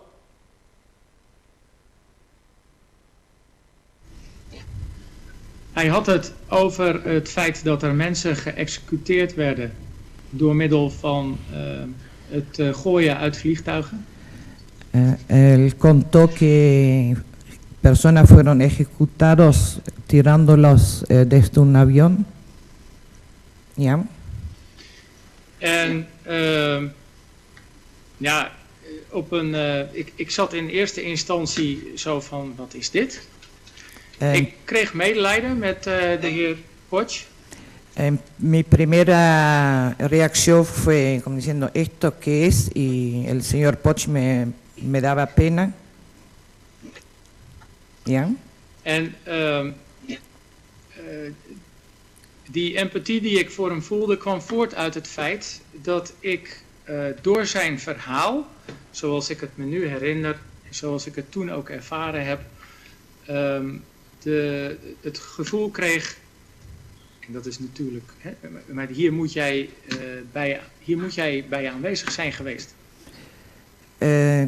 La empatía que sentía para él era que lo que me acuerdo ahora que sentía en ese momento, la reacción mía era, vos debes haber estado en eso. Queda claro entonces que es una conclusión. Vos debés haber estado en eso. Como dije el ejemplo, el doctor obligado debe haberse levantado. No, si lo vi, digo que se levantó, no que debe haberse levantado. Vamos al video 3, por favor.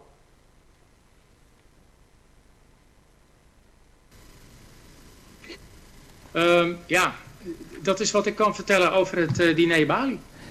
Wat ik er nog bij zou willen zeggen is dat de non-verbale communicatie, dus ja, ik weet niet hoe ik het moet zeggen. Julio die veranderde van de man zoals ik hem kende in iemand die heel boos was, die heel fanatiek was en die een beetje eng op mij overkwam.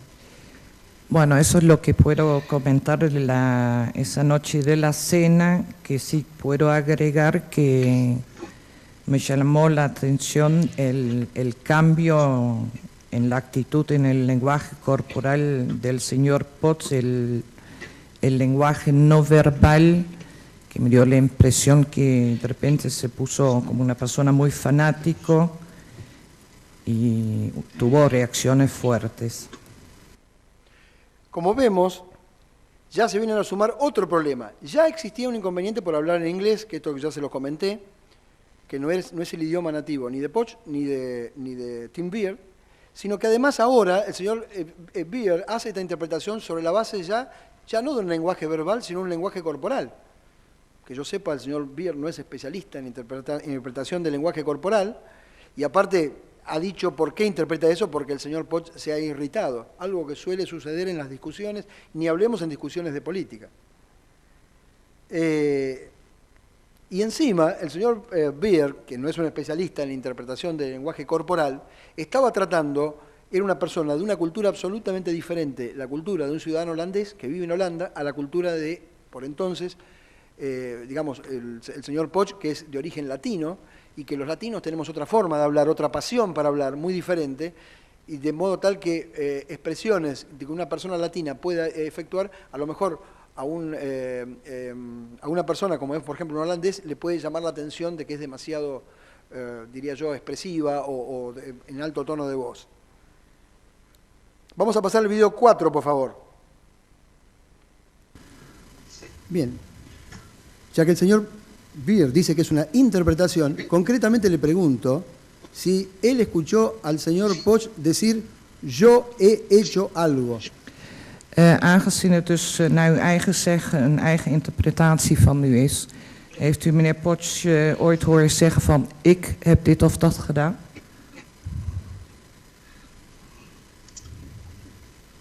Ik kan mij dat niet herinneren. No me acuerdo. Bueno, esto realmente creo que es un absurdo, es una actuación, diría yo, hasta burlesca contra la actuación de esta defensa y también frente a vuestras excelencias. Una persona que ha hecho semejante escándalo con todo lo que ha pasado, tenía frente a sí una persona que ya llevaba por ese entonces casi más de 6 años, casi 7, preso por este problema, decir no me acuerdo si lo dijo, cuando antes había hecho todo lo que dijo, es francamente inaceptable. Y aquí quiero hacer una particular apreciación de lo que pasó con esas audiencias.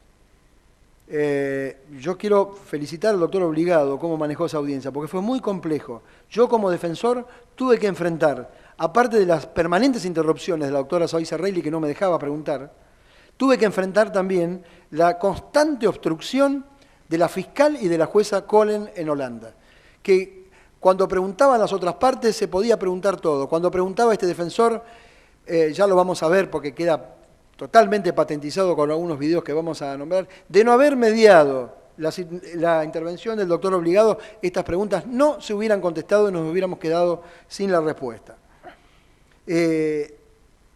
Y esto es una clara muestra, porque después ya vamos a ver, donde inclusive se ve cómo la jueza les aconseja que contesten cortos. Evidentemente, como todos sabemos, no estaba previsto inicialmente que iban a intervenir autoridades judiciales holandesas, pero lo hicieron porque tomaron conocimiento que estos testigos estaban en problemas porque habían mentido y iban a ser interrogados por un abogado que defendía a una persona que por culpa de ellos estaba presa hace 7 años, 6 años en ese momento. Por favor, se pueden pasar el video 5. Señor Beard, siempre dentro de esta conversación en la cena de Bali, ¿en algún momento el señor Potts dijo que de su avión, o de su kist, como dicen en Holanda, se tiraron personas al mar? Nog steeds over het gesprek in Bali. Heeft meneer Potts op een enkel moment gezegd dat er uit zijn vliegtuig, uit zijn kist, mensen gegooid zijn?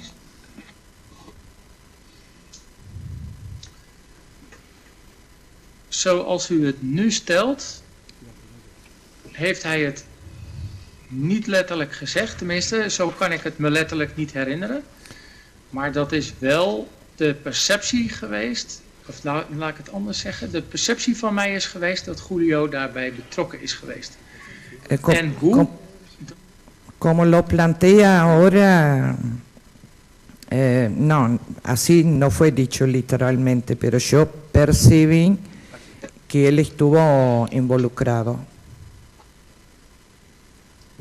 ¿Ya? Pregunta en consecuencia de esto. Es una conclusión suya. La formulación es, si esta afirmación que él hace es una conclusión. De vraag Me opongo. Sí. Y la puedo fundamentar, señor presidente.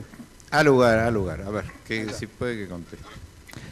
De vraag is of dat een conclusie van u is, van uzelf. Of deze bewering een conclusie is. Wat zegt u? Of deze bewering een conclusie is van u. Oké. Nou, bewering, ik beweer niks. Julio die is op mij overgekomen als iemand die daarbij betrokken is geweest. En dat is ook de reden geweest dat ik daar zo van overstuur was. En het is verder niet aan mij om dat verder te onderzoeken. Como dije, esa fue la percepción mía de que él estuvo involucrado y que me hizo sentir muy mal y bueno, pero no me corresponde a mí iniciar ninguna investigación. Bueno, como se puede ver ahí claramente, por supuesto la fiscal se opuso, que yo le preguntara una pregunta que era totalmente lógica y la tuve que fundamentar. Ahí estaba sintetizado porque en el medio hubo, diría yo, hasta una batalla campal para evitar que yo preguntara lo fundamental, si era una percepción o él lo había oído, que ese es el nudo de la cuestión. Y terminó diciendo que era una percepción, que era lo que evidentemente la fiscal no quería que dijera. Yendo al tema de que había desarrollado con respecto al uso del you, la segunda persona del singular y del plural, la señora fiscal, en un determinado pasaje, que muchas veces, en tono irónico, en sorna, hizo comentarios descalificativos, por supuesto no contra a mí como defensor, sino en cuanto al argumento de la defensa. Dice la fiscal, quien se equivocó, esto dijo en su alegato, quien se equivocó en la interpretación idiomática, respecto a esto del you, fue Julio Poch, y ahí lo dice en sorna, el mismo Poch que dijo que era profesor de inglés y había vivido muchos años en Estados Unidos. Ese fue el Poch que en Bali entendió otra cosa, el que no entendió el significado del pronombre you. La que no entendió nada, si realmente esto lo dijo sinceramente y no con ánimo de ironizar, fue la señora fiscal. Justamente, el you, como ustedes o tú, que se dice de la misma manera en inglés, no hace falta saber inglés, mucho inglés o poco inglés, dado que la situación confusa se produjo, porque los que le preguntaron, si es que le vamos a creer a Tim Beer, le preguntaron en forma personal y Julio Poch entendió que le preguntaban por qué los militares o esa situación de pertenencia que él tenía, porque él estaba recordando lo que habían hecho las Fuerzas Armadas. Es muy común, cuando uno, digo esto en el sentido de pertenencia, cuando uno habla, perdimos la final del Mundial, yo no jugué en ese equipo, no jugué ese partido, pero como me siento que pertenezco al colectivo, que pertenezco a los argentinos, que perdimos la final, digo, perdimos el partido, pero yo no participé en ese juego. Fíjense que Poch no se dio por aludido personalmente y contestó que esto se trataba de una guerra, mientras que los otros interlocutores se escandalizaban porque Poch no se arrepentía de lo que había ocurrido en la Argentina. ¿De qué se iba a arrepentir el señor Poch? ¿De qué se iba a arrepentir si él en ningún momento estaba diciendo que lo había hecho, ni había hecho nada que tuviera que arrepentirse? Voy ahora a analizar el testimonio en este juicio del señor Jeroen Engelkes, que como dije al principio fue el catalizador de esta casa de brujas. Este señor, sabiendo que se enfrentaba ante un problema en esta audiencia, porque le íbamos a hacer preguntas concretas que lo lo iban a comprometer, iba a quedar a la luz, que igual quedó, de cuál había sido su actitud maliciosa en este tema, trató de ampararse en un contrato de confidencialidad. Así lo dijo que él había suscrito con la empresa Transavia un convenio de confidencialidad y que él no podía hablar nada de Transavia. Porque dicho sea de paso, de Transavia después se fue, ¿no? Porque no era un brillante ni empleado ni piloto. Se amparó en ello y la jueza Collen le dijo que no, que tenía que responder a las preguntas que le iban a formular. Siempre tratando de protegerse de las responsabilidades que derivaban de su actuación, en un momento la señora fiscal le pregunta, ¿usted fue denunciante del señor Poch? Lo primero que contestó, no, yo no hice ninguna denuncia, yo no soy denunciante. Ya empezó a apartarse. Yo simplemente hice conocer a la policía la situación, a la policía, y después envié la nota hecha por Viet y Brauer, la envié a la Corte Internacional para que se investigue.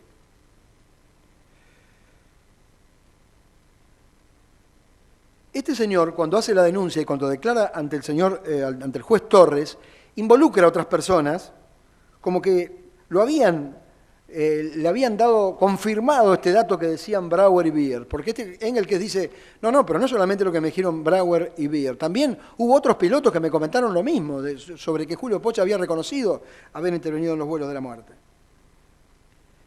Y en esa declaración que hace el doctor Torres, él involucra a dos pilotos holandeses, el señor Jeroen Engelkes, en su momento, allá por el 2008.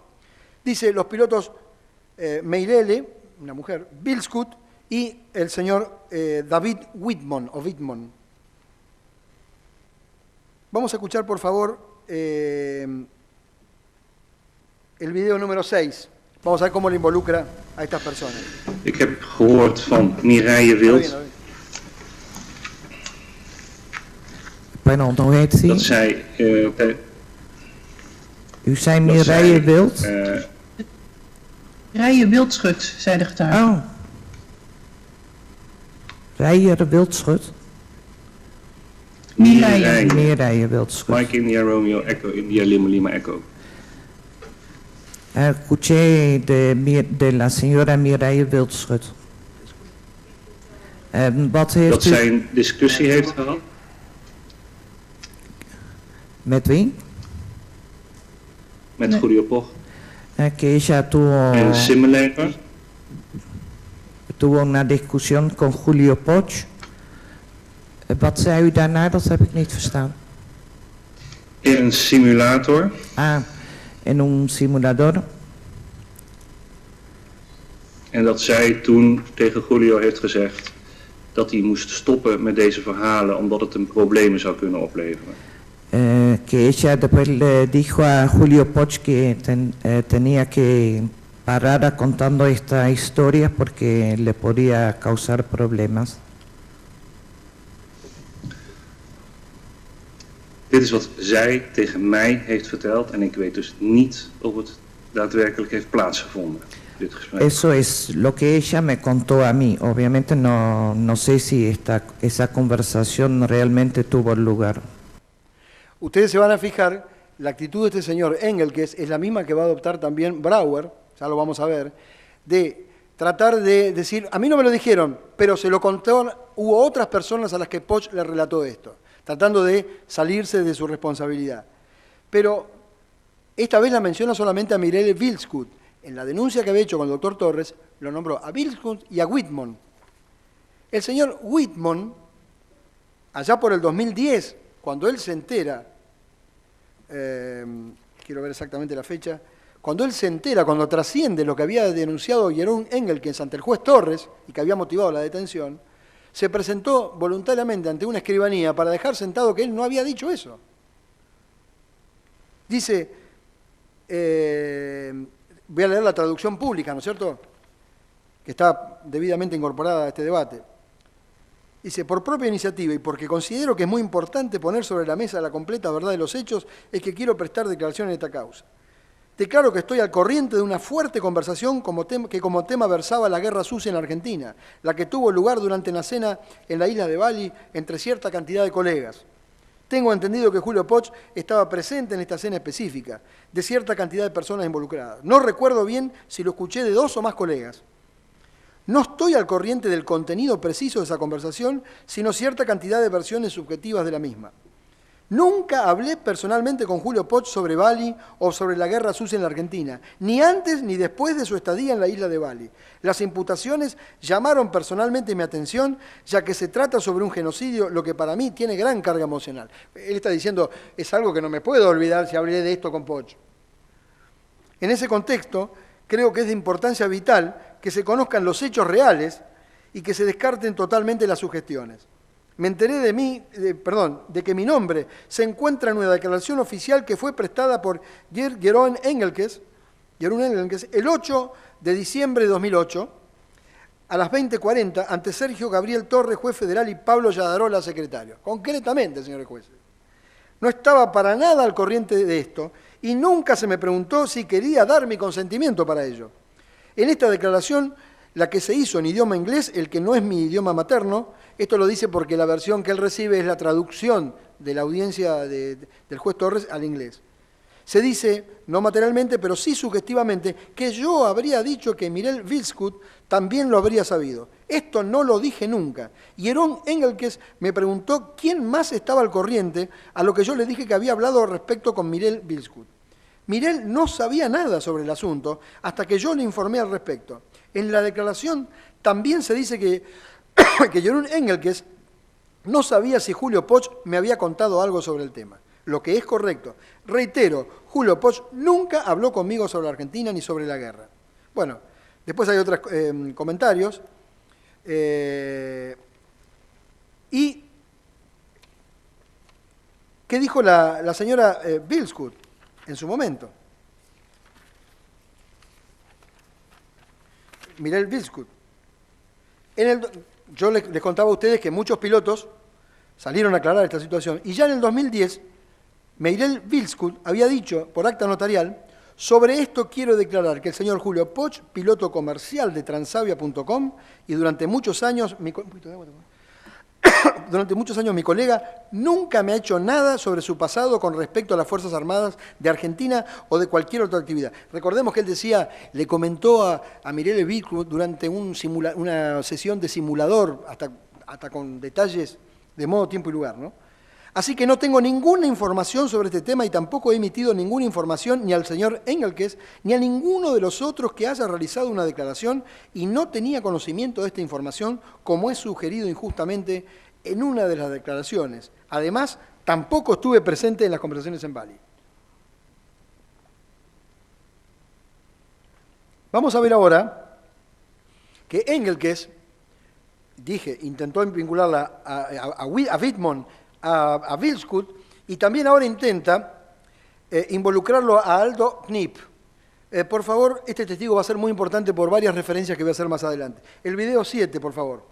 Edwin en Tim wisten dat Aldo Knip hier ook vanaf wist. Edwin y Tim sabían que también estaba al tanto Aldo Knip. En die heb ik gebeld. En hij bevestigde toen dat hij het wist, maar hij zei 2 dingen. Después, Hoe hij het wist, weet ik niet. Lo llamé por teléfono a Aldo Knip y él confirmó que él sabía. Bueno, vamos a ver cómo Aldo Knip desmiente todo esto, porque lo que habló con Aldo Knip eran otras circunstancias y eran relacionadas a lo que había ocurrido. Ustedes recordarán que el señor Silingo fue condenado en España, eso trascendió muchísimo, que era relacionado con los vuelos de la muerte, y cómo este señor Engelkes trata de involucrarlo al señor Knip en una cosa que él nunca dijo jamás. Yo ahora vamos a pasar un video relacionado con lo que Nick declaró acá, Aldo Knip. Por favor, el video 8. Toen vroeg hij van, ja maar wat weet jij er dan allemaal van? En toen heb ik hetzelfde verhaal eigenlijk aan Jeroen verteld als dat ik aan Tim had verteld. Y me preguntó, bueno, qué sabía yo al respecto y le conté más o menos lo mismo, lo que le había contado a Tim Wirth. En toen gaf Jeroen Engelkes aan dat hij daar heel veel last van had en dat hij dat heel erg vond allemaal. Wat er bij de ESMA was gebeurd. Con lo cual Jeroen Engelkes decía que todo eso le molestaba mucho, que se sentía mucho todo lo que había pasado en la ESMA. En toen zei ik van, ja, dat is ook heel erg, maar wat heeft dat met Julio verder te maken? Y le contesté, sí, tenés razón, es muy grave, pero todo eso que tiene que ver con Julio.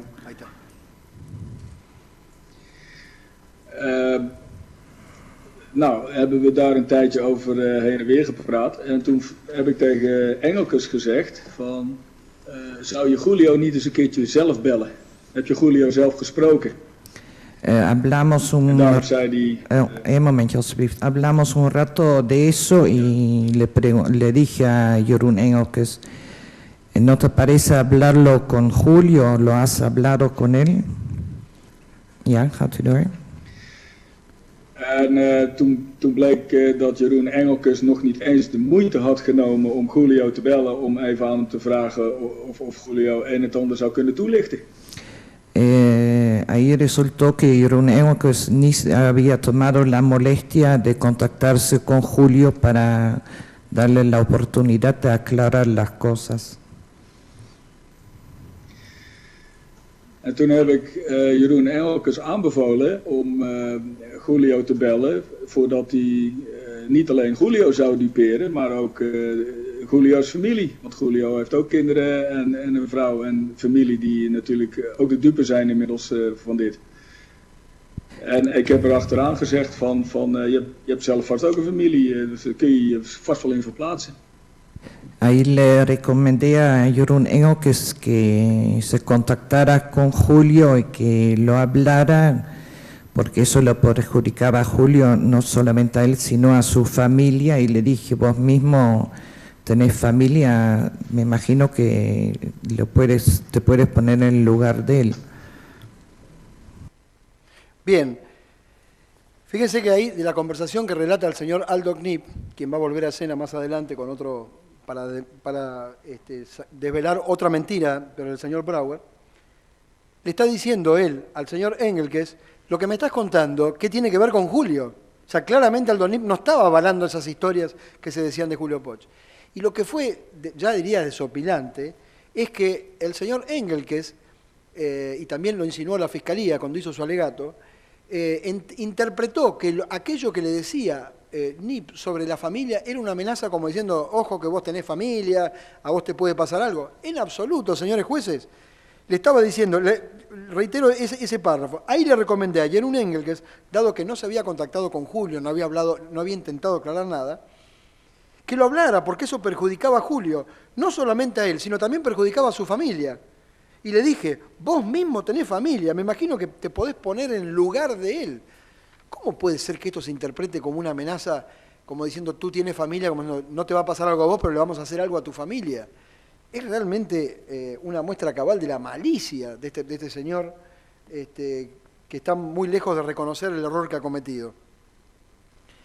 Pero si no hubo maldad o si no hubo malicia, esto sí es un ejemplo de cómo se interpreta, y ya esto era una charla entre dos holandeses, cómo se interpretan mal las cosas, porque de lo que acaba de contar el señor Aldo Knip, interpretar de ello una amenaza a la familia es francamente un absurdo.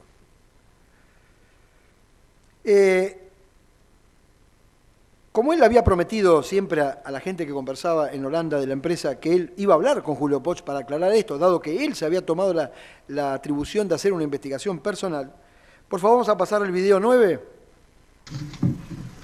Señor Engelkes, usted, creo que lo dijo, discúlpeme si ya lo mencionó, pero lo vuelvo a preguntar, ¿usted en algún momento habló con el señor Poch sobre estos temas? Sorry, misschien heeft u het al een keertje gezegd, maar ik wil het toch nog een keer vragen. Heeft u over deze kwesties ooit met meneer Poch zelf gesproken? Nee, nooit. No, nunca. ¿Recuerda usted por qué razón decidió no hacerlo, no preguntarle al señor Poch a ver si eran ciertas estos comentarios? Kunt u zich herinneren waarom u niet met meneer Potje heeft gesproken om hem te vragen of deze verhalen juist waren?